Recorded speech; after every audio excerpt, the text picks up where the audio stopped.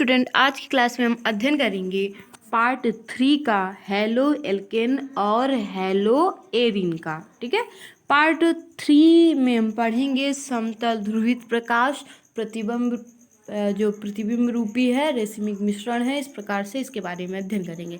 तो चलिए चलते हैं अपनी क्लास पर और अध्ययन करते हैं पार्ट 3 का हेलो एल्केन और हेलो एरिन के। ठीक है, तो चलिए अध्ययन करते हैं पार्ट 3 का।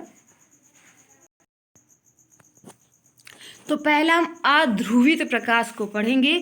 अध्रुवित प्रकाश होता क्या है उसके बारे में चर्चा करेंगे। तो देखिए, अध्रुवित अगर प्रकाश की हम बात करें तो अध्रुवित प्रकाश साधारण प्रकाश तरंग संचरण की दिशा के लंबवत कंपन करता है। जो अध्रुवित प्रकाश होता है वो साधारण प्रकाश तरंग संचरण की दिशा के लंबवत कंपन करता है, और इसमें सभी जो कंपन होते हैं उनकी जो गति होती है वो सभी कंपन इसमें समान होते हैं। ठीक है, अब वहीं पे हम दूसरे स्टेप की बात करते हैं ध्रुवित प्रकाश की।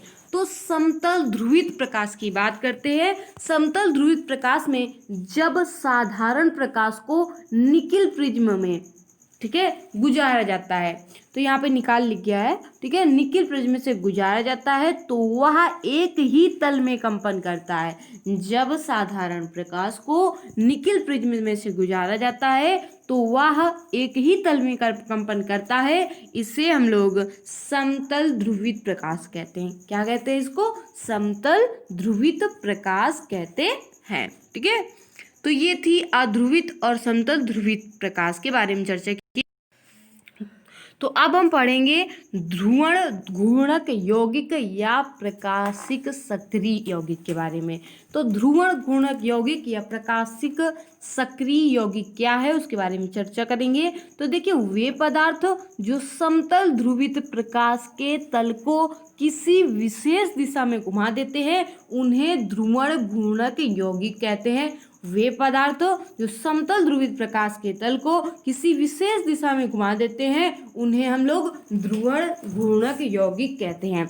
यदि वह पदार्थ समतल ध्रुवित प्रकाश के तल को दाईं ओर घुमाता है और घड़ी की सुई की दिशा की तरफ, तो उसे हम लोग क्या बोलते हैं? दक्षिण ध्रुवण घूर्णक बोलते हैं। ठीक है, दक्षिण ध्रुवण घूर्णक पदार्थ कहते हैं। इसे हम डी या प्लस चिन्ह से व्यक्त करते हैं। यदि वह समतल ध्रुवित प्रकाश के तल को बाईं ओर घुमाता है घड़ी की सुई के विपरीत, तो उसे वाम ध्रुवण घूर्णक पदार्थ कहते हैं। क्या कहते हैं?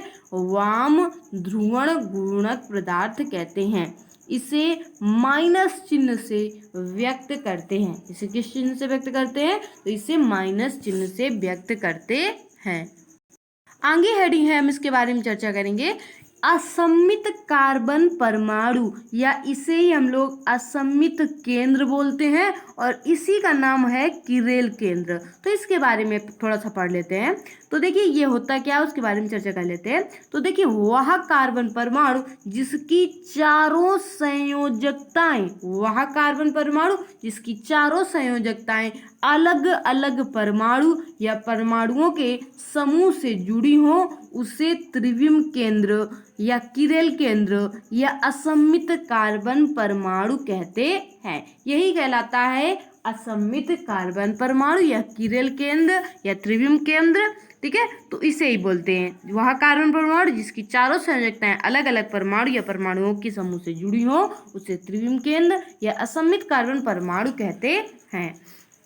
वहीं पे आगे अगर बात करेंगे तो ये हमारा टॉपिक है प्रतिबिंब रूपी। प्रतिबिंब रूपी के बारे में बात करें तो वे यौगिक जिनके अणुसूत्र, संरचना सूत्र, भौतिक व रासायनिक गुण समान हो, परंतु क्या भिन्नता हो इनमें? समतल ध्रुवित प्रकाश के प्रति व्यवहार अलग अलग हो, उन्हें हम प्रतिबिंब रूपी कहते हैं। किसे कहते हैं प्रतिबिंब रूपी? वे यौगिक जिनके अणुसूत्र, संरचना सूत्र, भौतिक व रासायनिक गुण समान हो परंतु समतल ध्रुवित प्रकाश के प्रति जो व्यवहार हो उनका वो अलग अलग हो, उन्हें हम प्रतिबिंब रूपी कहते हैं। वह रूप जो समतल को दाईं ओर घुमाता है उसे दक्षिण ध्रुवण गुणक तथा वह रूप जो समतल ध्रुवित प्रकाश के तल को दाईं ओर घुमाता है वाम ध्रुवण गुणक कहलाता है। इसे हम डी या एल से व्यक्त करते हैं। उन्हें क्रमशः हम किससे व्यक्त करते हैं? तो उन्हें क्रमशः हम डी और एल से व्यक्त करते हैं। हम रेशमिक मिश्रण के बारे में चर्चा कर लेते हैं। तो रेशमिक मिश्रण क्या होता है? वह मिश्रण जो समतल ध्रुवित प्रकाश के तल को किसी भी तल में नहीं घूमता उसे रेशमिक मिश्रण कहते हैं। ठीक है, वह मिश्रण जो समतल ध्रुवित प्रकाश के तल को किसी भी तल में नहीं घुमाता उसे रेशमिक मिश्रण कहते हैं। इसे यू या ठीक है प्लस निगेटिव चिन्ह लगाकर व्यक्त करते हैं। जैसे अगर बात करें तो 50% डी फॉर्म 50% यल फॉर्म को मिलाने से 50% डी फॉर्म और 50% यल फॉर्म को मिलाने से हमें रेशमिक मिश्रण बनता है, प्राप्त होता है। यह ध्रुवण अघूर्णक होता है अर्थात समतल ध्रुवित प्रकाश के तल को किसी भी दिशा में नहीं घुमाता क्योंकि डी व यल फॉर्म के घूर्णन कोण के जो मान होते हैं वो समान होते हैं परंतु चिन्ह में एक दूसरे के विपरीत होते हैं, अतः ये एक दूसरे की ध्रुवण गुणवत्ता को नष्ट कर देते हैं। आगे इसी से संबंधित जो कुछ हमारे क्वेश्चन है उनको भी पढ़ लेते हैं। तो देखिए पहला क्वेश्चन है कायरल अणु किसे कहते हैं? कायरल अणु के बारे में बात करें तो वे अणु जो अपने दर्पण प्रतिबिंब पर अध्यारोपित नहीं होते हैं उन्हें कायरल अणु कहा जाता है। ये ध्रुवण गुणक तो होते हैं, इसमें असममित कार्बन परमाणु भी होता है इसलिए इन्हें कायरल केंद्र भी कहते हैं। इनके उदाहरण की अगर बात करें तो bromo chloro iodo methane butane 2 all इसके उदाहरण है। ठीक है, वहीं पे प्रश्न नंबर 2 की अगर बात करें तो प्रश्न नंबर 2 में पूछा गया है कि दो एकाइरल वस्तुओं के नाम बताइए। तो दो एकाइरल वस्तुओं के नाम, तो एकाइरल वस्तुएं होती क्या है? वे वस्तुएं जो एक दूसरे पर अध्यारोपित हो जाती हैं उन्हें एकाइरल कहते हैं। जैसे किताब हो गई, प्याली हो गई और पान हो गया। ठीक है, एक दूसरे के ऊपर ही अध्यारोपित हो जाती हैं तो इन्हें एकाइरल वस्तुएं कहते हैं। दूसरी बात कर लेते हैं तीसरे क्वेश्चन की। तीसरा क्वेश्चन पूछा गया है दो कायरल वस्तुओं के नाम बताइए। तो देखिए हाथों के दस्ताने, चाय का कप और जूते चप्पल ये कायरल वस्तुओं के उदाहरण हैं। ठीक है, कायरल वस्तुओं के नाम है। आगे हम बात करते हैं, अगला प्रश्न हमारा क्या है? अगले प्रश्न में आपसे पूछा गया है कि हैलोबेंजीन नाभिक स्नेही प्रतिस्थापन अभिक्रिया के प्रति एल्किल हैलाइड से कम सक्रिय होता है, ऐसा क्यों होता है? ठीक है, तो देखिए इसी में अथवा करके नीचे भी क्वेश्चन लिखा हुआ है कि हैलोबेंजीन में नाभिक स्नेही प्रतिस्थापन अभिक्रिया जो होती है वो आसानी से नहीं होती जबकि एल्किल हैलाइड में आसानी से हो जाती है। तो इसी के बारे में आपको आंसर देना है। चलिए आंसर हम पढ़ लेते हैं। देखिए हैलोबेंजीन में आर प्रभाव के कारण, मतलब रेशमिक प्रभाव के कारण, ठीक है, अर्थात अनुनाद के कारण कार्बन व हैलोजन के मध्य द्विबंध आ जाता है जिससे बंध अधिक मजबूत हो जाता है और इसे तोड़ने के लिए अधिक ऊर्जा की आवश्यकता होती है। साथ ही जिस कार्बन पर हैलोजन होता है उस कार्बन पर sp² संकरण होता है। एस गुणों की परसेंट मात्रा अधिक होने से कार्बन की जो विद्युत ऋणता है वो अधिक हो जाती है जिससे हैलोजन का प्रतिस्थापन आसानी से नहीं होता है। एल्किल हैलाइड में अनुनाद नहीं होता।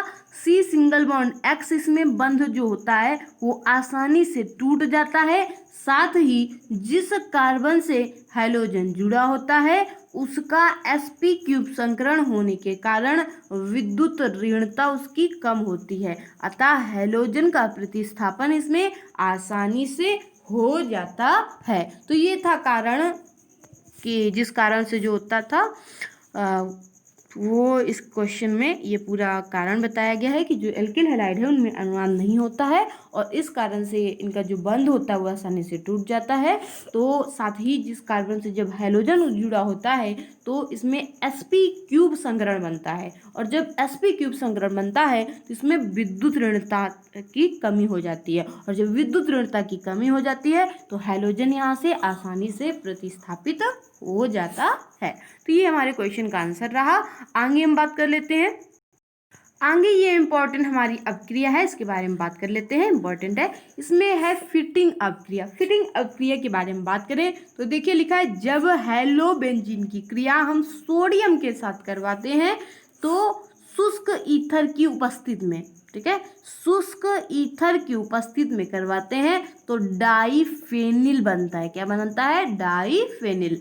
तो जब हैलोबेंजीन की क्रिया हम सोडियम के साथ शुष्क ईथर की उपस्थिति में करवाते हैं तो डाईफेनिल बनता है। अब देखिए शुष्क ईथर ऊपर इसकी की उपस्थिति में करवाई जाती है, ईथर C2H5 ये शुष्क है और इसी की उपस्थिति में अपक्रिया करवाई जाती है किसके साथ? हैलोबेंजीन और किसके साथ? सोडियम के साथ। तो 2 अणु हमने हैलोबेंजीन के ले लिए और 2 अणु ले लिए सोडियम के, दोनों की जब अपक्रिया करवाई तो देखिए ये डाईफेनिल बन रहा है C6H5 और ये जो N है सोडियम है ये हैलोजन के साथ बना लेता है जाके 2NX, ठीक है। तो ये अपक्रिया हमारी है फिटिंग अपक्रिया और ये वेरी इंपॉर्टेंट अपक्रिया है, ठीक है। आगे हम बात कर लेते हैं बुर्ज फिटिंग अपक्रिया की। वो केवल फिटिंग अपक्रिया थी, आगे इसी से संबंधित है बुर्ज फिटिंग अपक्रिया। तो इसके बारे में अगर बात करेंगे तो देखिए लिखा है जब हैलोबेंजीन की क्रिया एल्किल हैलाइड के साथ शुष्क ईथर की उपस्थिति में की जाती है तो एल्किल बेंजीन बनता है। वहीं पे देख लीजिए C6H5X और ये हमारा एल्किल ग्रुप भी है और यहाँ पे सोडियम भी उपस्थित है। इन सब के साथ जब हम क्रिया करवाते हैं तो ये जो सोडियम है ये X बना लेता है जाके और एल्किल ग्रुप और एक ये हैलोजन यहाँ पे बना लेगा जाके, तो एल्किल ग्रुप जो है वो इसके साथ मिल करके एल्किल बेंजीन बना लेगी। बेंजीन एल्किल के साथ मिल करके एल्किल बेंजीन ग्रुप बना लेता है और ये अपक्रिया ही कहलाती है बुर्ज फिटिंग अपक्रिया। ये दोनों अपक्रियाएं क्या है? इंपॉर्टेंट है, तो इनको सही से आप नोट कर लीजिएगा और लिख लीजिएगा। आगे हम कुछ अन्य के बारे में बात कर लेते हैं। अब हम थोड़ी सी इस टॉपिक के बारे में बात करते हैं, पॉली हैलोजन यौगिक। पॉली हैलोजन यौगिक होते क्या हैं उनके बारे में और कौन कौन से होते हैं उनके बारे में। तो देखिए वे यौगिक जिनमें एक से अधिक हैलोजन होती हैं उन्हें हम पॉली हैलोजन कहते हैं। जैसे पहला उदाहरण यहाँ आपको दिखाई पड़ रहा है CH2Cl2 जिसे बोलते हैं मेथिलीन क्लोराइड या डाइक्लोरोमेथिन। दूसरा हो गया क्लोरोफॉर्म, तीसरा हो गया DDT और फिर हो गया आयोडोफॉर्म और हो गया BSC और इसी तरह से BSC हो गया, DDT हो गया। तो ये सारे जो उदाहरण हैं ये पॉली हैलोजन यौगिक के हैं। तो पहले उदाहरण नंबर जो पहला है इसके हम थोड़े से गुण के बारे में भी पढ़ लेते हैं, डाइक्लोरोमेथिन के। तो देखिए हम इनके गुण के बारे में थोड़ा सा पढ़ लेते हैं। तो देखिए ये जो रंगहीन होता है और वाष्पशील द्रव होता है, ठीक है। मेथिलीन क्लोराइड जो होता है वो एक रंगहीन और वाष्पशील द्रव है। इसके उपयोग के बारे में पढ़ते हैं। तो इसका उपयोग कहाँ पे किया जाता है? इसका उपयोग विलायक के रूप में किया जाता है और एरोसॉल प्रणोदक के रूप में भी किया जाता है। तीसरा, धातुओं की सफाई और फिनिशिंग के रूप में भी किया जाता है इसका उपयोग। इसके संपर्क में आने से सुनने और देखने की जो आंशिक क्षमता कम हो जाती है, मतलब थोड़ी सी क्षमता कम हो जाती है अगर हम इसके संपर्क में आते हैं। किसके संपर्क में आते हैं? मेथिलीन क्लोराइड के, ठीक है, या डाइक्लोरोमेथन के संपर्क में अगर हम आते हैं तो हमारी सुनने और देखने की थोड़ी सी आंशिक क्षमता जो होती है वो कम हो जाती है, ठीक है। दूसरा हमारा पॉइंट है क्लोरोफॉर्म। क्लोरोफॉर्म का जो सूत्र होता है वो होता है CHCl3। इसे हम IPSC नेम में बोलते हैं ट्राईक्लोरोमेथिन, ठीक है। अगर इसकी बात करें तो यह एक रंगहीन द्रव है और वायु और प्रकाश की उपस्थिति में इसके ऑक्सीकरण से विषैली गैस बनती है जिसका नाम है फास्फीन, ठीक है, मतलब फास्जीन। यहाँ पे फास्फीन लिख गया है, इसे फास्जीन बोलते हैं, जा बना लीजिएगा फास्जीन। देखिए CHCl3 और ये O के साथ अपक्रिया करता है तो बना लेता है COCl2 फास्जीन, ठीक है, और प्लस HCl बना लेता है, ठीक है। तो ये फास्जीन बनाता है जो बहुत ही विषैली गैस होती है। ठीक है। और ये जो क्लोरोफॉर्म का उपयोग किया जाता है ये लोग डॉक्टर लोग करते हैं, जब ऑपरेशन करते हैं तो बेहोशी के लिए इसका प्रयोग किया जाता है।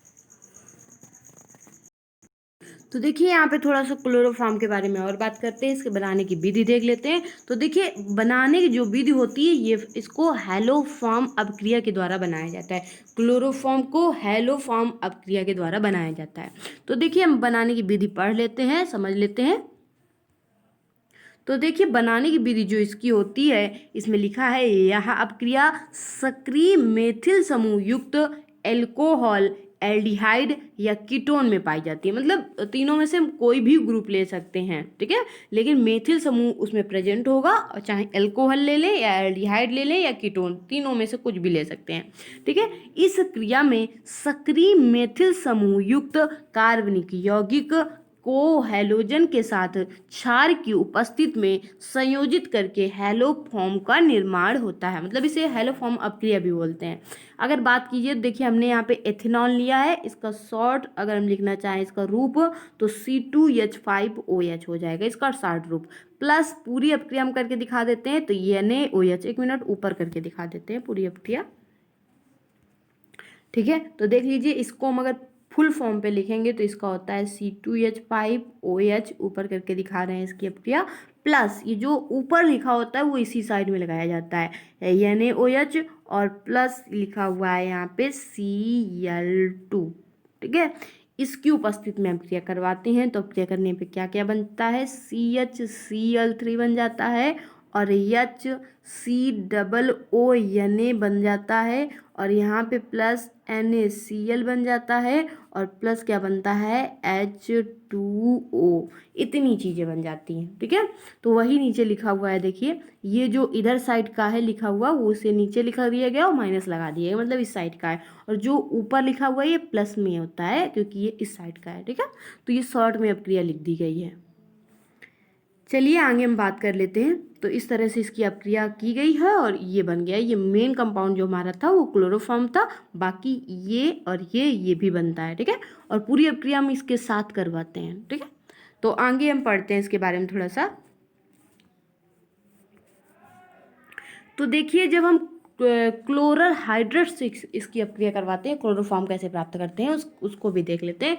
तो क्लोरल हाइड्रेट ये इसको बोलते हैं CCl3CHO को क्लोरल हाइड्रेट, ठीक है, क्लोरल हाइड्रेट। और जब हम क्लोरल हाइड्रेट से क्या करवाएंगे सोडियम हाइड्रोक्साइड की, ठीक है, तब हमें प्राप्त होगा क्लोरोफॉर्म। और बचेगा कंपाउंड क्या हमारे पास, तो बचेगा यहाँ पे HCOO, जिसे हम लोग क्या बोलते हैं सोडियम फॉर्मेट, क्या बोलते हैं सोडियम फॉर्मेट बच जाता है, और ये हमारा क्लोरोफॉर्म प्राप्त हो जाता है। तो इस प्रकार से भी क्लोरोफॉर्म प्राप्त किया जाता है।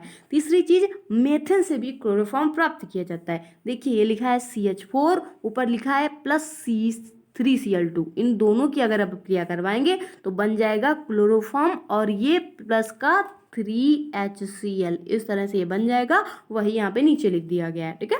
तो इस प्रकार से भी क्लोरोफॉर्म प्राप्त किया जाता है। आगे हम बात कर लेते हैं इसके भौतिक गुण की। तो अगर भौतिक गुण की बात करें तो इसका भौतिक गुण में कि क्लोरोफॉर्म जो होता है वो वायु में खुला छोड़ने पर बहुत ही हानिकारक फास्जीन गैस का निर्माण करता है।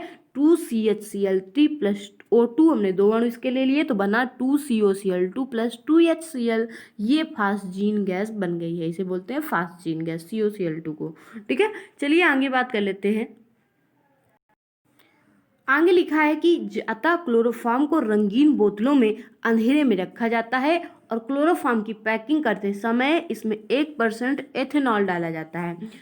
C2H5OH मतलब एथिल अल्कोहल डालने से क्लोरोफॉर्म में बनी जो फास्जीन गैस होती है वो डाई एथिल कार्बोनेट में परिवर्तित हो जाती है, जैसे यहाँ पे परिवर्तित करके दिखाया गया है। ये देखिए ये हमारा है क्लोरोफॉर्म, और जब हम इसमें ये मिलाते हैं 1% कितना एथिल अल्कोहल, तो इस तरह से ये परिवर्तित हो जाता है, इस तरह से बन जाता है, ठीक है। अपक्रिया करता है तो ये इस तरह से परिवर्तित हो जाते हैं, जिससे फास्जीन गैस जो होती है वो क्या होती है, कम हो जाती है बनना। आगे हम इसकी शुद्धता की जांच की अगर बात करें तो शुद्धता की जांच की बात करें CHCl3,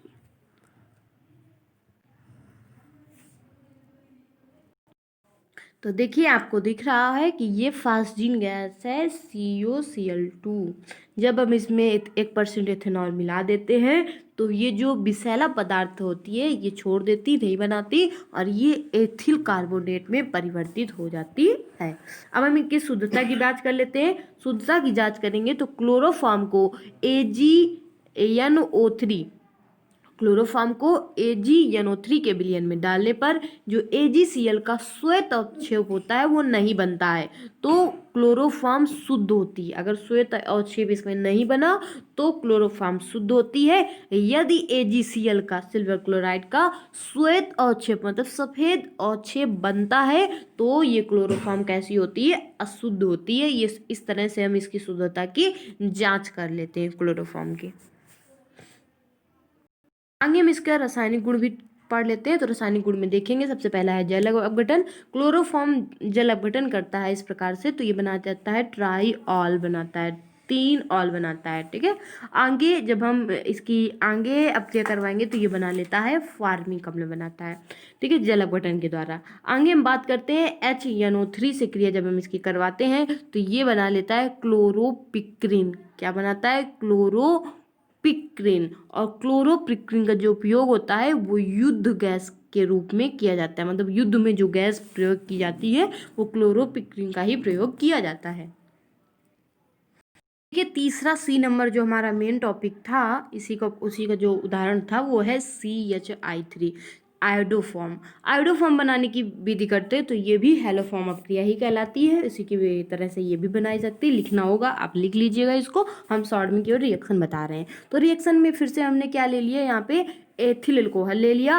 अब यहाँ से हम रिएक्शन करवाएंगे I2 और NaOH के साथ। जब रिएक्शन करवाते हैं तो ये देखिए यहाँ पे हमें CHI3 मतलब कि आयोडोफॉर्म मिल जाता है और ये 3 अणु भी साथ में बनते हैं। ठीक है, तो इस प्रकार से आयोडोफॉर्म जो अपक्रिया होती है उसे भी हेलोफॉर्म अपक्रिया के नाम से जाना जाता है। अब इनके रासायनिक गुणों की बात कर लेते हैं। तो देखिए रासायनिक गुणों में भी हमने शॉर्ट तरीके से लिख दिया है कि जब यहाँ पे जो आयोडोफॉर्म होगा वो अपक्रिया करवाएगा AgNO3 के साथ। जब AgNO3 के साथ अपक्रिया करवाएगा तो ये बना लेगा AgI। ठीक है, मतलब कि सिल्वर आयोडाइड, और ये शुद्ध बनाता है और इसका जो अवक्षेप आता है वो पीला होता है। जब यही आयोडोफॉर्म अपक्रिया करवाएगा NaOH के साथ, तो जब ये NaOH के साथ अपक्रिया करवाता है तो ये बनाता है फार्मिक अम्ल। ठीक है, आगे जब ये अपक्रिया करवाता है किसके साथ? वाष्प के साथ। तो जब ये आयोडोफॉर्म वाष्प के साथ अपक्रिया करता है बनाता है I2 की यहाँ पे बैगनी वाष्प निकलती है, मतलब बनती है। आगे जब ये सिल्वर के साथ अपक्रिया करता है तो बना लेता है एसिटिलीन गैस। क्या बना लेता है? एसिटिलीन गैस बना लेता है। ठीक है, आगे हम बात करेंगे तो आगे बात करेंगे कार्बन टेट्राक्लोराइड की। कार्बन टेट्राक्लोराइड इसी का D पॉइंट है हमारा उदाहरण में।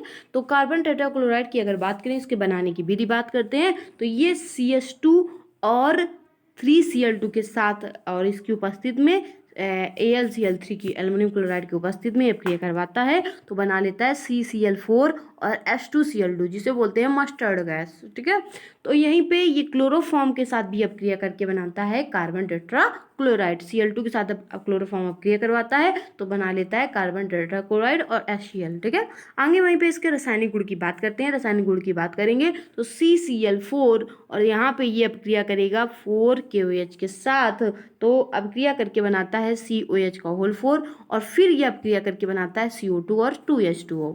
आगे हमारे पास दूसरी इसकी रासायनिक अपक्रिया है तो यह है कार्बन टेट्राक्लोराइड। ये बनाता है Fe और H2O की उपस्थिति में, तो ये बनता है क्लोरोफॉर्म और बना लेगा यहाँ पे क्या? HCl बना लेता है। तो इस प्रकार से इसकी अपक्रिया संपूर्ण होती है। आगे हम बात कर लेंगे DDT के बारे में। इसी का 5 पार्ट उदाहरण हो जाएगा। तो देखिए DDT की बात करें तो इसका पूरा नाम जो होता है ये P-डाइक्लोरोडाइफेनिल ट्राइक्लोरोएथेन इसका नाम होता है। इसका निर्माण क्लोरेल हाइड्रेट व क्लोरोबेंजीन की अपक्रिया से होता है। देखिए इसकी अपक्रिया जब हम करवा रहे हैं तो हमें क्या प्राप्त होता है? DDT। तो इस प्रकार से DDT हमें प्राप्त हो जाता है जब क्लोरल हाइड्रेट और क्लोरोबेंजीन की अपक्रिया करवाते हैं, तो इस तरह से ये हमें प्राप्त हो जाता है। इसका उपयोग कहाँ पर किया जाता है? तो इसका उपयोग किया जाता है सर्वप्रथम मलेरिया की रोकथाम में इसका उपयोग किया गया था, अतः यह कीटनाशी जीवाणुनाशी के रूप में उपयोगी होता है। मतलब DDT का प्रयोग किया जाता है कीटनाशी और जीवाणुनाशी के रूप रूप में।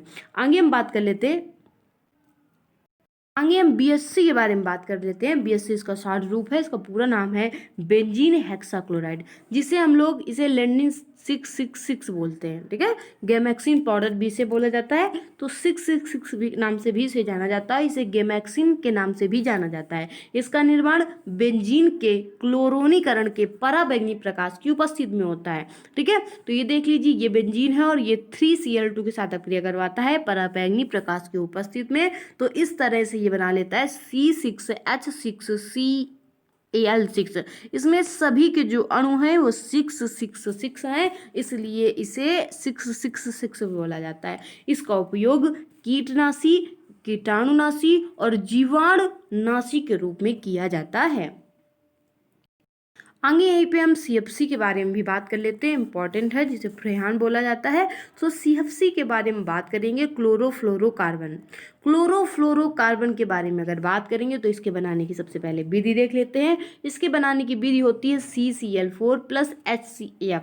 ठीक है, CCl4 plus CCl4 carbon tetra chloride की जब अपक्रिया हम हाइड्रोजन फ्लोराइड के साथ करवाते हैं तो देखिए क्या प्राप्त होता है, हमें इस तरह से ClCCl3 फ्लोरीन प्राप्त होगा। ये यहाँ पे इसका जो कार्बन का वो अणु रहेगा इस तरह से, तो ये फ्रेहान 011 कहलाता है। और दूसरी चीज़, हम अगर इसकी अपक्रिया करवाएंगे CCl3 फ्लोरीन की अपक्रिया हाइड्रोजन फ्लोराइड के साथ करवाते हैं तो ये बन जाता है CF2Cl2। इसे फ्रेहान 012 बोलते हैं।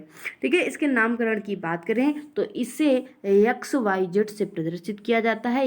X जहाँ कार्बन की निगेटिव संख्या होनी चाहिए, Y डिनोट करता है हाइड्रोजन की पॉजिटिव संख्या को, और Z डिनोट करता है फ्लोरीन की संख्या को। ठीक है, तो इसे XYZ के नाम से भी जाना जाता है। इसे XYZ के नाम से जाना जाता है। तो वहीं पे जब हम 2 कार्बन के अणु लेंगे, 4 फ्लोरीन के अणु लेंगे और Cl के अणु 2 ले लेंगे तो इसे हम फ्रेहान 114 कहेंगे। ठीक है, वहीं पे हम ओजोन परत की क्षय के बारे में भी थोड़ा पढ़ लेते हैं, क्षति के बारे में। ओजोन परत की क्षति के बारे में अगर बात करें तो CFC ओजोन को ऑक्सीजन में परिवर्तित कर देती है। एक Cl, ठीक है, सतत, ये पॉइंट लगा हुआ है, एक Cl जो है बिंदु रखा हुआ है, सतत श्रृंखला अपक्रिया से एक बार में 1,00,000 ओजोन अणुओं को O2 में परिवर्तित कर देता है। देखिए यहाँ पे श्रृंखला परत की बात की गई है, CFCl3 तो CFCl2 और यहाँ पे Cl3 अलग कर दिया गया, Cl जो एक अलग कर दिया गया, यहाँ पे Cl और O3 तो एक ClO और O2। ठीक है, यहाँ पे ClO और O3 की जब अपक्रिया करता है तो एक Cl यहाँ पे अलग हो गया, 2O2 बनाता है। तो इस तरह से इसकी अपक्रिया होती है। इसके प्रतिकूल थोड़े से प्रभाव के बारे में भी बात कर लेते हैं। तो पहली बात करते हैं कि ये कैंसर रोग उत्पन्न करता है ओजोन। दूसरी चीज़, ये पौधों को क्षति पहुंचती है इससे। और तीसरी चीज़ कि व्यक्ति की रोग प्रतिरोधक क्षमता भी यहाँ पे घट जाती है। और चौथी चीज़ कि आँखों में मोतियाबिंद नामक बीमारी में वृद्धि हो जाती है। ठीक है, तो ये था यहाँ तक हमारा फुल और फाइनल चैप्टर था, चैप्टर 10, जिसको हमने शॉर्टली पढ़ा है। मतलब कि हमने NCERT जो बुक है हमारी उसके माध्यम से हमने अध्ययन किया है, जिसमें शॉर्ट तरीके से ही सबके बारे में चर्चा की है, ये विस्तार पूर्वक नहीं। तो हमने इसके बारे में अध्ययन कर लिया। अगले चैप्टर में हम कल अध्ययन करेंगे, चैप्टर नंबर 11 था हमारा, उसके बारे में हम अध्ययन करेंगे। जो आज की क्लास होगी हमारी वो वहीं पे होती है फिनिश। अगली क्लास में हम चैप्टर 11 का अध्ययन करेंगे।